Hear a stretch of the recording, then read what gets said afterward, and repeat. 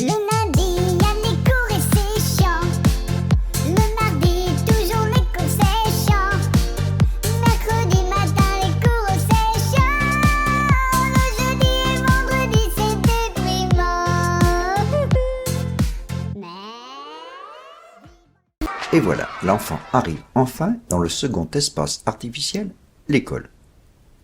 Cet espace est bien particulier, d'abord parce qu'il n'émane plus du territoire et des communautés où vit l'enfant, bien que fut un temps, c'était l'école communale. N'ayons pas peur des mots, c'est un espace étatique. Vous connaissez sans doute l'histoire de l'école publique. Sa création a relevé de ce que l'on peut appeler la raison d'État. Je ne mettrai pas en doute les bonnes intentions de Jules Ferry, ni ne rentrerai dans les polémiques sur les raisons profondes de l'institution de l'école. Il n'en reste pas moins que ce qui pilote le système éducatif, ce n'est pas la construction et le développement de l'enfant en adulte citoyen, mais ce que l'État juge bon que les enfants connaissent et sachent faire, dans l'intérêt de la bonne marche économique et sociale de l'organisation sociétale, en principe représentée et défendue par son État, ce que l'on appelle l'intérêt de la nation. Si Jules Ferry s'est opposé à ce que ce soit l'école qui soit obligatoire, mais l'instruction, dans les faits, c'est la première qui l'est.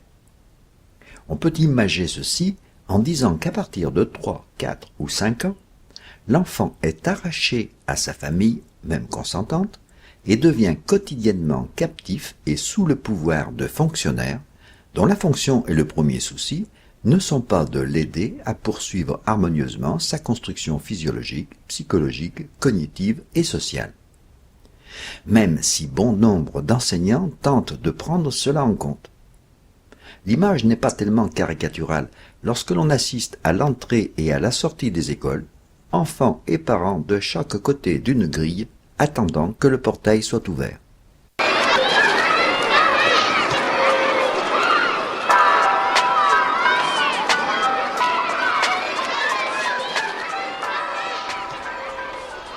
Les finalités techniques de l'école peuvent être acceptables, à savoir la construction de langages moins usités dans l'espace familial, comme le langage de l'écrit, le langage mathématique, le langage scientifique, qui font ce que sont l'environnement et la société où l'enfant devra vivre et agir.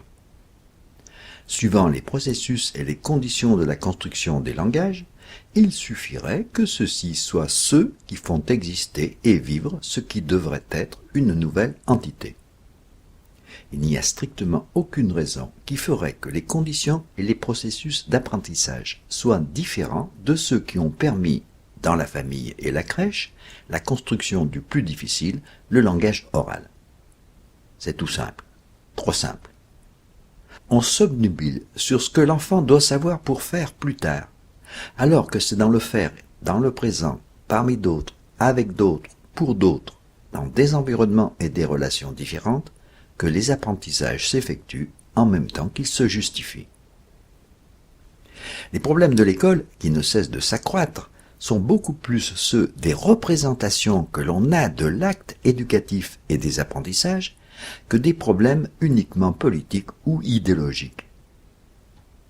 Ces représentations ont fait concevoir une chaîne scolaire tayloriste de type industriel pour transmettre un catalogue de savoir et de savoir-faire, et non pour que se construisent des langages qui, eux, donnent accès au savoir et au faire.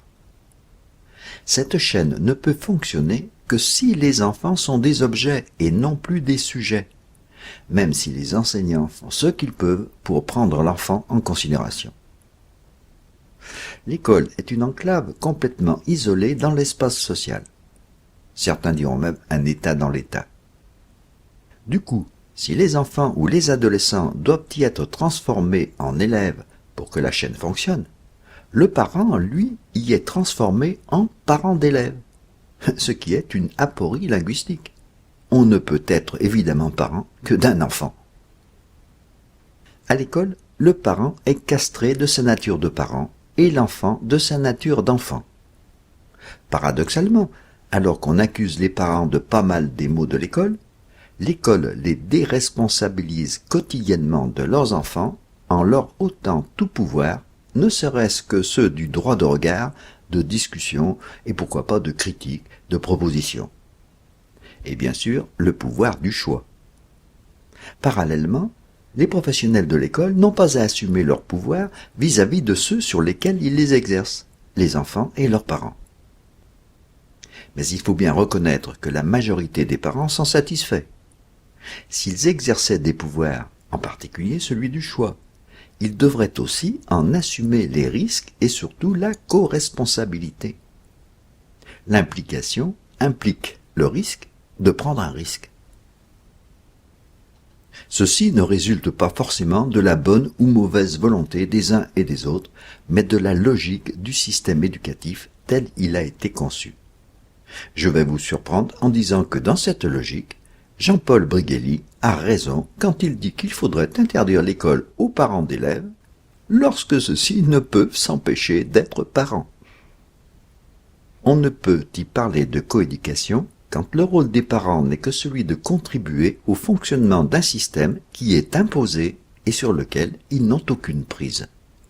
Vivons le week-end, ouais, ouais, ouais. C'est la fin de la semaine, ouais, ouais, ouais. Le samedi et le dimanche, c'est fait pour les feignants. Mais ce qui est moins marrant, c'est que ça recommence. D'autre part, les enfants vont être cette fois confrontés aux pouvoirs institutionnels. Vous me direz qu'il faut bien qu'on les y prépare. C'est d'ailleurs la réflexion que l'on entend généralement.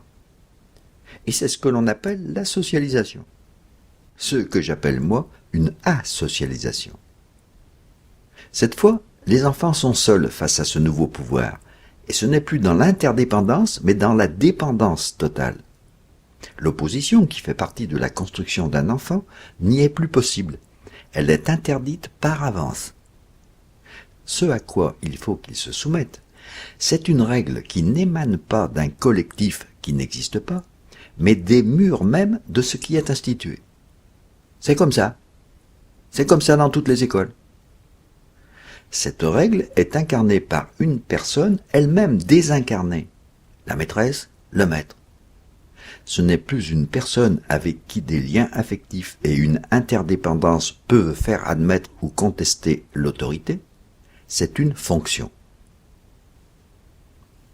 L'enfant n'a plus le recours affectif possible à ses parents, qui, eux, n'ont le plus souvent d'autres recours que de renchérir et de cautionner l'institution ou de rentrer en conflit avec elle. Il est en situation d'impuissance. On peut expliquer la plupart des affaires de parents agressant verbalement ou physiquement des enseignants comme l'exaspération de cette impuissance et de leur négation comme parents. La coupure quotidienne de l'entité sécuritaire enfant-parent est totale. Le pouvoir parental qui assurait ou était susceptible d'assurer cette sécurité disparaît complètement, mais il ne s'y substitue pas un autre pouvoir affectivement sécuritaire. À l'école traditionnelle, l'enfant n'a l'expérience des autres que dans le temps restreint et explosif d'une cour de récréation bétonnée. Pendant le temps scolaire, l'interrelation avec les autres enfants est limitée quand elle n'est pas interdite, ne serait-ce que par la disposition topologique obligatoire de chacun dans l'espace. Quant à la relation avec l'enseignant, ce n'est pas une interrelation, mais une relation à sens unique, qu'il est alors difficile de qualifier de relation. Jusqu'à l'école, toutes les constructions de l'enfant s'étaient effectuées dans les interactions avec un environnement, dans les interrelations, dans des entités, dans des interdépendances. Dans l'école traditionnelle, tout cela disparaît. Vous me direz encore que j'exagère. Certes, c'est vrai, mais seulement parce que bon nombre d'enseignants tentent d'atténuer ce qui n'est que la logique de l'école telle elle est conçue. Et cela leur est de plus en plus difficile. Il y a les vacances aussi.